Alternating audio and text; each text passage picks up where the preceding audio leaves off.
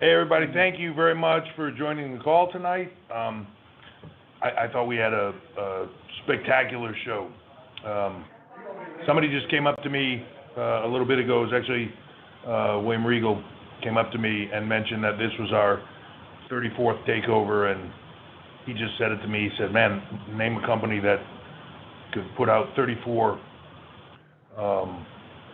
straight big pay-per-view events like we have and have them pretty much across the board all deliver.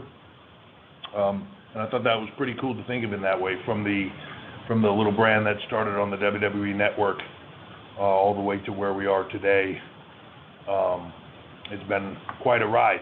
Last year and a half has been rough for everyone on every single level, of from talent to staff to crew to just trying to continue to do what we do, to put out product, and under the tough circumstances, no fans, a couple fans, video fans. It's not been an easy process. And tonight was one of those nights where it felt like something special happened and the door opened back up. Like maybe tonight for the first night, I felt like we could see the light at the end of the tunnel on a lot of things. And, we were able to have,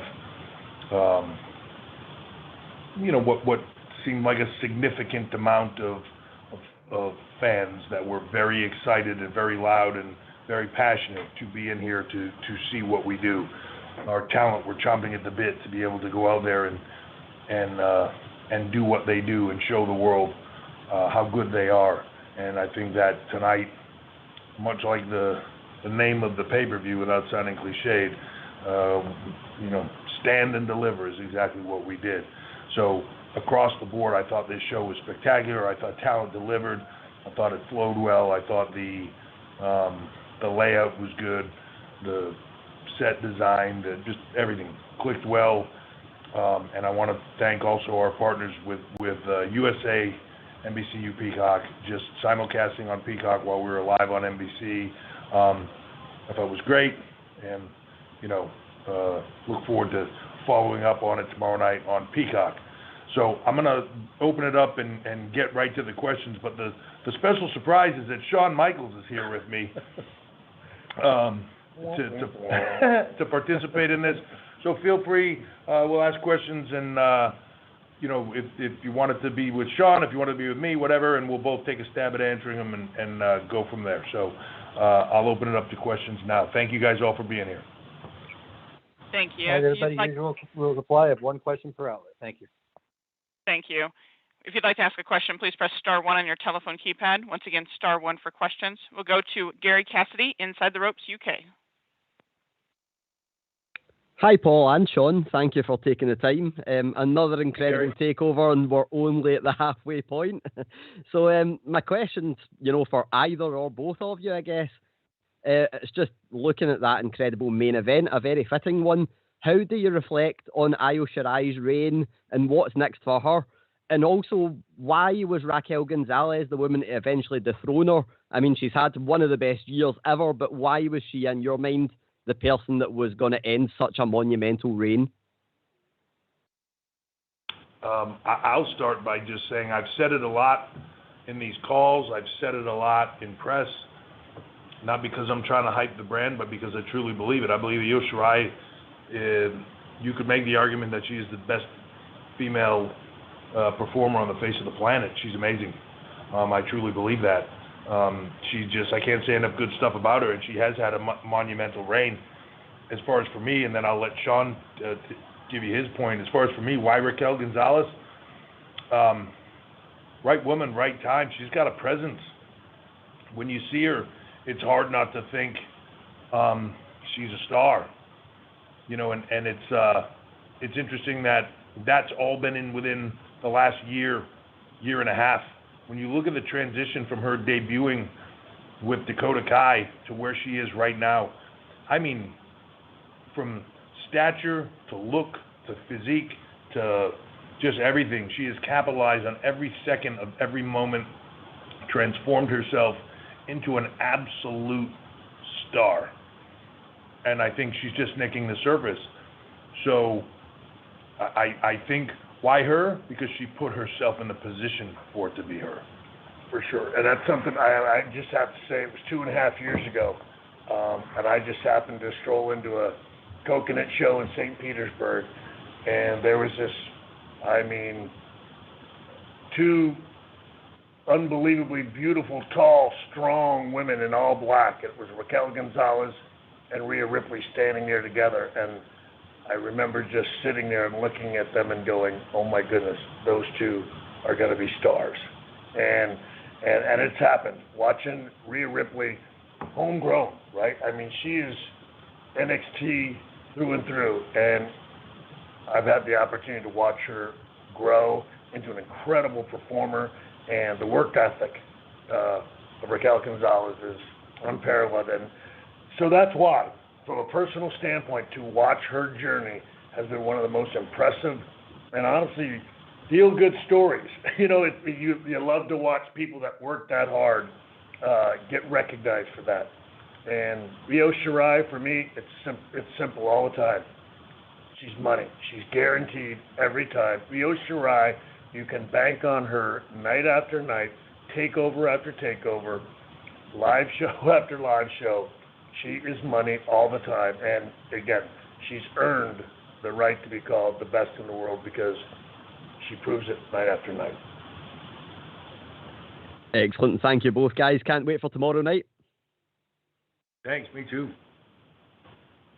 We'll take our next question from Miguel Leva, Marcus, Spain. Hello, hey Shawn, from Spain. First of all, it has been an incredible show tonight, and congratulations to both of you. Tonight's main event has left us a big surprise with Raquel as the new NXT Women's Champion, and having her as the new champ makes me a question to myself. So what's next for Io Shirai in NXT? Do you think that she's stopped with the brand and must go to Raw or SmackDown, or do you think that there is something more that she needs to achieve in NXT?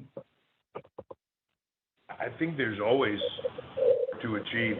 I think, but first of all, Io Shirai is the right to do what she wants to do. So to me, if Io Shirai wants to take time off, she takes time off. If she wants to come back and go after Raquel Gonzalez, she's earned that right. If she wants to do something else for a bit, or any of that, she's earned the right to do all of it. But it's an interesting thing here where whenever somebody loses in NXT, they're so dominant, they're so big, they're so whatever, you know, and they have this incredible run, and then all of a sudden there's a bump in the road, they lose a match, and everybody's like, well, you know, clearly they're going someplace else. Like, why is that? You know, it's just a funny thing. Like, if somebody loses any place else in the world, nobody goes, well, they're going someplace else. There's always more to do. There's always more to proving that you're the best. There's the next challenge. There's the next competitor. There's the next, all of those things. So for me, it's whatever Io wants to do, but I don't see that as she lost one match over the last, I don't know, whatever, 300-something days that she's been champion, and all of a sudden she's just moving on. Well, and for me, I say no one disputes it, right? The deepest, best women's division in all the world, right here in NXT. Why in heaven's name do you go anywhere else but stay here and face the best? Thank you, Shawn, and thank you, Paul. Thanks, Miguel. We'll take our next question from Alistair McGeorge with Metro UK. Hi, Paul. Hi, Shawn. How are you both doing? Great, Wonderful. Good, good. I want to touch on Walter and his match tonight, and also an interesting tweet from Eric Rowan, who seems interested in sort of coming to the brand to face Walter. Is that a match sort of the two of you would be tempted to look into? And also, could you just tell us a bit about how unique Walter is as a talent? Everybody wants to face Walter till he chops him the first time, I'll tell you that. It's the old Mike Tyson, everybody got a plan till you get punched in the mouth. That chop sounds good on TV till you take the first one, and then you start thinking, like, why did I come here again? Look, Walter's a machine, different level, different focus, different, you know, if you were to say, what is it that he does this that's special? Everything. But what's special about it? He just does it so well, right? It's not a particular thing or some kind of crazy move or some type of special effect or anything else. He makes the simplest things mean everything. He gets the most mileage out of everything, and he has created an aura and an importance to who he is and what he does that very few people can build. To me, he is straight money, and he's gonna travel back home for a little bit. But I'll be honest with you, NXT UK, he's excited to be there. He's excited to be doing all the stuff he is. But I can't wait to get him back here because there's a lot of matchups I'd like to see. And realistically, when you just put Walter's name next to a lot of people, you just go, oh, I can't wait to see that.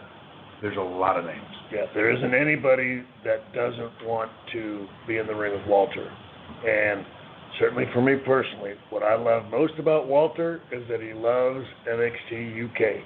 And he is faithful to NXT UK, and he's that champion. And I think, as we saw tonight, he's going to be that champion for a long, long time. Well, thank you, and congratulations on the show, and looking forward to tomorrow. Thank you so much. We'll take our next question from Mike Johnson, PWInsider.com. Hey, Mike. Hey, gentlemen. How are you tonight? Great. Yourself? Wonderful. Doing good. Obviously a great show. Congratulations on that. I kind of want to follow up on the Walter conversation and NXT UK. Obviously, Shawn's very involved in that brand, and it's been just killing it on all cylinders since its relaunch and its return. Walter's such an important part of that brand, but given what he did tonight with Tommaso Ciampa, how much of there is a lure or a want to pull him off NXT UK and have him here in the States on a full-time basis? And, obviously there's a lot of logistical concerns right now, but, in a perfect world, is that a possibility? Do you see that as his future? Because the narrative has always been that he's wanted to stay based in Europe. Could we see a guy based in Europe coming here and working full-time for NXT in the States on a consistent basis? It's not something you've done before, but is that something you might be able to work out with Walter? Yeah, look, here's the interesting thing to me. People always go like, well, if you're in the UK, you're wrestling in the UK, or you're in the US, you're wrestling here. It's like, 7 hours to get to the UK. It's like an hour longer than it takes to get to LA from New York. If Walter wants, Walter can stay at NXT UK, stay dominant there, stay champion there, stay doing everything he's doing there, and come over here and chop the bejesus out of a bunch of people and never miss a beat. It really comes down to the restrictions of the time, right? I think he's in a place in his mind where those challenges are very intriguing to him now. Does that mean he wants to leave home? Probably not. But I think the reality of jumping on a plane, coming over here, chopping somebody until their chest is purple, and then flying back home and doing it again over there is very intriguing to him. So I think you could see Walter in a lot of places. It really is where he wants to go, because the door's open for him to go to all of it. It really just comes down to the logistics of what can we make happen with travel restrictions. But once that lifts, all bets are off. Yeah, I was just going to say, if the world would work with us, we would easily figure something out, to get Walter as many places as we could, because it's, and all he is a special, special dude. Everybody knows that. Everybody around the business, everybody who wants to be in the ring with him recognizes that. It would be great if the world would allow us to get the most out of that, but obviously we have to wait on that. All right. Thanks for the time, and congratulations on a great first night. Thank you.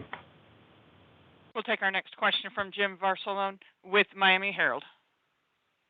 Hey, Jim. Hey, guys. Really great show tonight. The camera angles, the production, the set, it was just awesome. It's just a great job that they all do.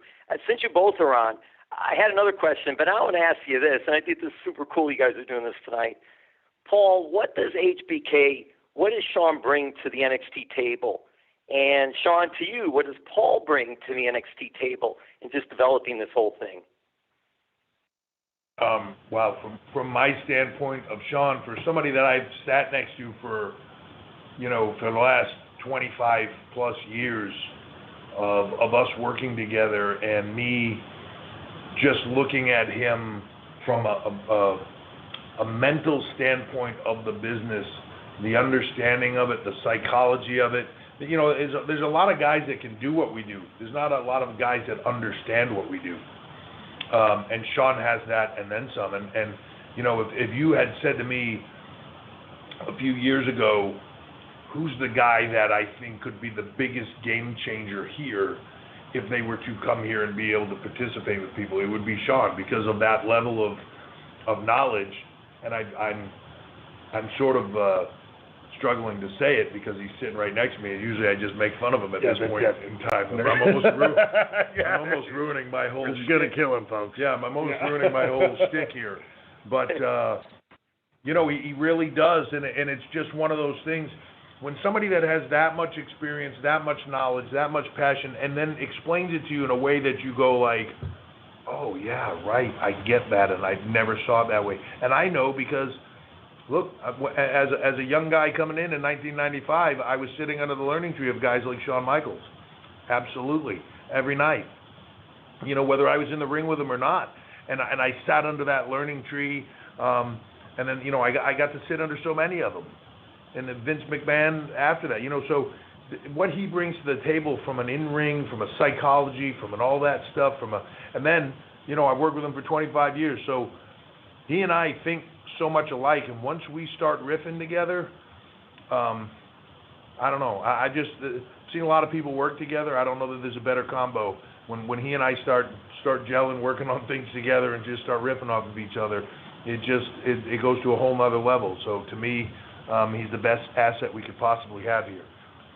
Yeah, well, and for me, I got to be honest, it's sitting with my best friend and doing creative and enjoying that time together like we used to in the car, and getting to do it on a whole other level. And again, and I did it tonight, and I do it darn near every Wednesday. I do it every takeover where I lean over and I say, hey, thanks for letting me continue to call this my job. Getting to do this with you every night, to help be a part of these shows and these unbelievable performances. And honestly, now learning from him from a production standpoint has been one of the greatest learning aspects of my life. I'm learning an entire new genre to the wrestling business that I didn't know before. And it is, I make fun of him, I call him Scorsese all the time, because it's the level at which he goes to production, and I'm taking notes and stuff like that, and understanding these different camera shots. I mean, as you all noticed tonight, just some of the unbelievable shots and camera angles and stuff like that, and that all comes from Hunter, and that's something that I don't have that much experience in. And over the last several years, him teaching me that and trying to glean as much as I can from that. And it just, again, it grows from there as both of us just continue to build on this, obviously this friendship that we've had, but then being able to extend that to the NXT brand has been an awesome process. And like I said, every now and then I have to lean over and go, dude, this is my job. This is freaking awesome. Jim, I want you to understand how painful that was for both of us. Well, listen, guys, thank you both so much. Scorsese and Spielberg, let's get them again tomorrow night, all right? Let's go. Well, where's the Waldorf and the other? Yeah. Statler and Waldorf is more like it. Thank you. We'll go next to Jason Powell with ProWrestling.net. Hey, Shawn, Jason. having grown up, good to talk to you guys. Shawn, having grown up watching you and Marty work as the Midnight Rockers at the AWA, I'm just curious to know how involved you are in working with the tag team wrestlers in NXT.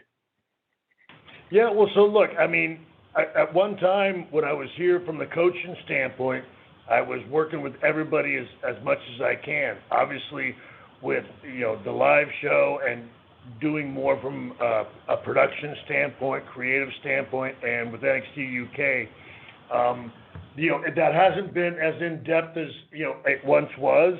But again, there's always, there's almost, as you see in so many of the tag teams, there's always aspects of the Rockers or DX, or there's a little bit of something that I can always connect with in darn near every team we have.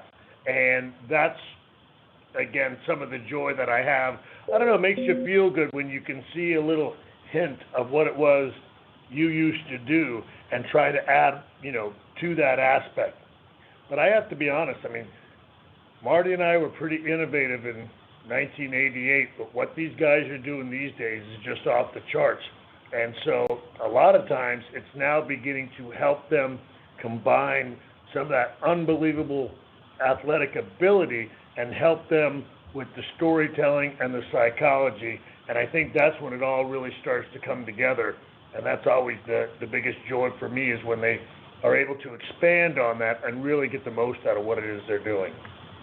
And Jason, just to add to that, from my point of view, we have so many great people here helping with those matches. Talk about producers on these things and who are helping these young men and women put this stuff together. Whether I'll put my money down on Sarah Amato as a producer,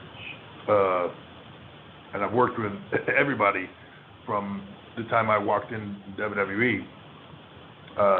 Best in the world, but Matt Bloom, Steve Corino, just down the line, Terry Taylor, all these people, but yet everybody, no one has an ego, and everybody just works together and comes together and goes, hey, what do you think of this, and how about that? Everybody's just trying to make the best product possible, which is what is awesome. This is such a team. It's great. Well, and Finley, William Regal. Yeah. We have so many different people with so many different styles that we can make these performers so much more well-rounded, I think, than we had the ability to be. And that's what I think is so phenomenal about this place, is they take in a lot of knowledge from a number of different styles and aspects, and it rounds them out in a way that I don't think a lot of people can touch. Thanks for the time, guys. We'll go next to Michael Morales-Torres with Lucha Libre Online. Hey, Michael. Gentlemen, good evening. How are you doing today? Great. Yourself? Everything good here in Puerto Rico. Thanks to both of you for your time. And my question is for Shawn and Hunter. It is regarding the tag team division.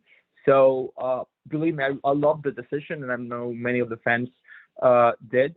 But I'm really curious to know, why did MSK was the correct decision to hold the NXT tag team titles, and what do they bring to the tag team division? Fightful.com. Energy.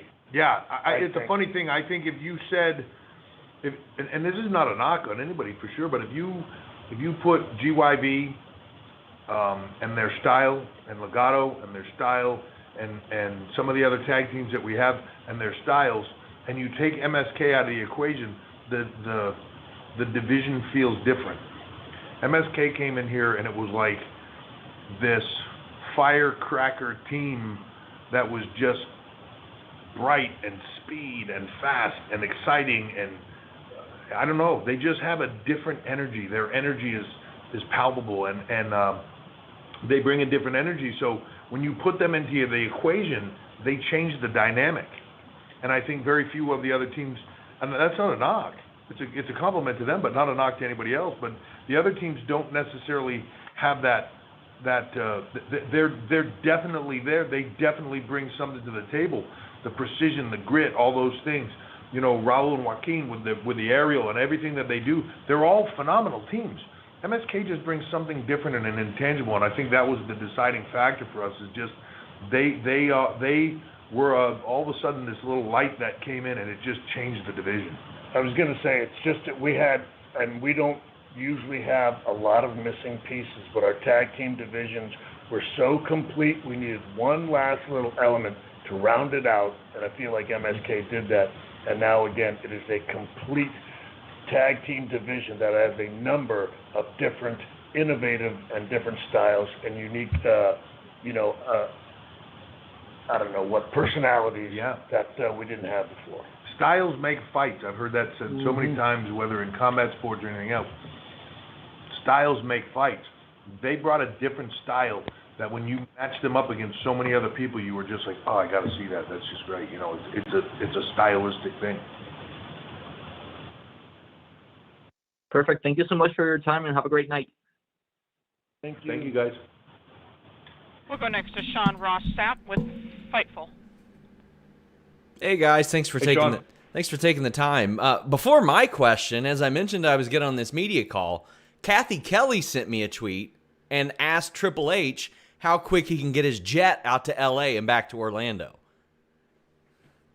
How quick I can get my jet to LA and back to Orlando? Why is she looking for a ride or something? She said she's asking for a friend. Well, tell her if she has my cell number. If she needs a lift, she just give me a call. Well, in addition to that, there were some rumors about what wasn't said at a talent meeting last week. Can you guys maybe clarify, like what kind of information you gave to the talent? And Shawn, maybe did you add anything to that? I know I had heard from a lot of talent that it was about Peacock and the advanced reach there, and a lot of the moves they were in store for. Yeah, look at it. I mean, if I wanted everybody to know what was in the meeting, I would have put out a memo, and you guys could have just got it from one of your sources firsthand and printed it. I did. It was a conversation with our talent. That was exactly that. It was informational. It was informational to tell them where we're going. Meetings that we have all the time. Given COVID restrictions, we had a lot less than we normally would. As far as the content of the meeting that was reported by a lot of people and elsewhere, completely inaccurate. Never said, never brought up, nobody else was ever brought up, wasn't about other people, wasn't about other brands or companies or anything else. It was a factual meeting to tell people where we're going, where we're headed, and to motivate them going into the future. Nothing more, nothing less. Yeah, and I guess the only thing I can add to that is I didn't hear what the thing was, and I never talk at those things. I talk as little as possible, to be perfectly honest. I'm not big on the public speaking if I can help it, but I don't know. You'll have to spark me up after that, because that's not what nothing. Yeah. Thank you all. God, I'm so out of the loop, and that's what it's like. Thank you. We'll take our next question from Nick Hussman with Wrestling Inc. Hey, Nick. Hi, Paul. Hi, Shawn. Thank you guys so much for taking the time tonight. You betcha. Yeah, well, Shawn, my question is for you. There was a stare down you had with Adam Cole. They got a lot of people talking. So what's going on here? Was it just two guys making eye contact, or do you have the itch for maybe one more big bout, possibly in NXT? Well, look, I was walking back from the ring, and he just started staring at me, so I just started staring back. So, that Adam Cole, like, if he looks at me wrong, I'll have to slap the taste out of his mouth. But no, I'm just kidding. I love Adam Cole. He's one of my boys. But no, like I said, everybody knows some of the similarities between Adam Cole and myself. And that was just, to me, that was just a fun, awesome moment. Prior to that, in the Devlin Santos introduction of the ladder match, it's going to be taking place tomorrow night 2. But yeah, no, that was just a moment there between Adam Cole and myself. Gotta say, for me, it was kind of fun, and it got me a little giddy too, because that's one of those ones that you wish you were 10 or 15 years younger. That would have been cool at one time. Okay, cool. All right, well, thank you guys so much for the time. Congratulations on a great show tonight. Thanks, Nick. Thank you. We'll go next Hey, to Bill folks, Pritchard. we'll do one more, and we'll call it a night. Thank you. We'll go to Bill Pritchard with WrestleZone.com. Hey, Bill. Hey, Shawn and Paul. How you doing? Thanks for taking the time for the call tonight. I wanted to circle back something that Paulie said earlier about a loss signifying that a talent is moving on. Toni Storm's been one of those names that people have been kind of waiting to see what she does next, but people aren't really talking about if she's moving on tonight. They're more or less talking about Zoe Stark picking up the win. So can both of you just speak to what the win does for Zoe and what it does really for rebuilding the women's division up and kind of getting another name going no matter what happens with Toni or any of the other women's talent on the roster? I think, first of all, I'll say this: Toni Storm's one of the most talented women in the world, incredibly talented performer. But you said it sort of best to me when you were saying, you're talking about Zoe Stark and what an incredible, she's one of those women that came in the door, you threw something at her, and man, when she got out there, you were just like, oh, gosh, okay, we're going with this. And going to give some more opportunity. And then she knocked that one out of the park. You give her another one, she knocked that one out of the park, right? And you just kept moving forward. But when you get to something like tonight in this pre-show, a lot of eyeballs on it, a lot of momentum.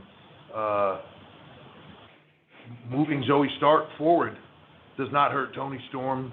Moves Zoe Stark up and gives everybody more people to step into the ring with. And you know, the art of what we do, to me, has always been being able to be in a position where you are on top of a ladder, if you want to say it that way, and you reach down and you pull other people up without losing your spot on the ladder. That's the art of what we do, and then you're just pulling more people up so that there's more people for everybody to work with, and building stars around you. That's when you get great, and that's what this game is about. So sometimes I think people read too much into and I don't mean this like it doesn't mean anything. The momentum of a win or a loss is really where it matters, right? If it doesn't shift momentum, then the loss or the win didn't matter. But if it shifts your momentum, then it was done for the right reasons. I don't believe this loss shifted momentum at all, Toni Storm, but I believe it did for Zoe Stark. Yeah, if it makes you feel any better, Zoe Stark has taken everybody sort of by surprise. I don't know that any of us expected or knew what we were going to get out of Zoe Stark, and it's just been tremendous. And so, you know, it's one of those things that is, you know, you keep putting the tips in if they keep delivering, right? And that's certainly what she's done. Yeah, you just keep adding to the opportunity, waiting to see where it's all at, and she keeps over-delivering on everything we do. So really excited to have her here and really excited to move forward with her. And you know, look, she's in the mix of everything we're doing right now, and that's we were talking to her a few minutes ago, and she's been here for 3 months, and she's moved herself right into that mix. It's impressive, and what she's done is impressive. And I can tell you, I think I walked in this place first thing this morning, and the first thing when I walked into the gym at the Performance Center was her training, and we were close to showtime, and I looked over, she was still training. And that was before going out there to wrestle Toni Storm. She's a machine. Work ethic is unbelievable, so, you know, the sky's the limit. Thank you both very much for your time tonight. Congratulations on a good show. Thank you very much. All right, folks, that'll wrap up tonight's conference call. I'll turn it back over to Paul and Shawn for some closing comments. Well, thank you, everybody. Thanks, Shawn, for being a part of it. But, you know, I'm excited to do this tonight, and excited for the level of event that we have tonight. Usually when I get done these, I think of how great they were, and, you know, how I wouldn't want to have to be somebody trying to follow an event like that. And I look at it, and we're the ones that have to follow an event like that tomorrow night. But when I look at the card of everything that's on it, whether it be Bronson and Gargano for that North American title, whether it's the women's tag match, Io and Shotzi and Candice and Indy, whether it's the ladder match, ladder match for the Cruiserweight Championship with Escobar and Devlin, or whether it's Finn and Cross for the NXT title, or then, you know, undoubtedly Adam Cole and Kyle O'Reilly unsanctioned. that's the crew to follow it with. So, Can you say some pretty safe bets right there, my man? Yeah, I said it going into tonight. Almost every match on the card tonight and tomorrow has the opportunity and the ability to steal the week and have the match of the entire week of WrestleMania. And I truly believe that. So tomorrow night will be something special. We also have Poppy's going to be here tomorrow night doing something special. So it's going to be another fun evening. Streaming on Peacock exclusively. So if you haven't yet, go get Peacock, commercial free. It's phenomenal. And we look forward to seeing you all tomorrow night when we stand and deliver one more time.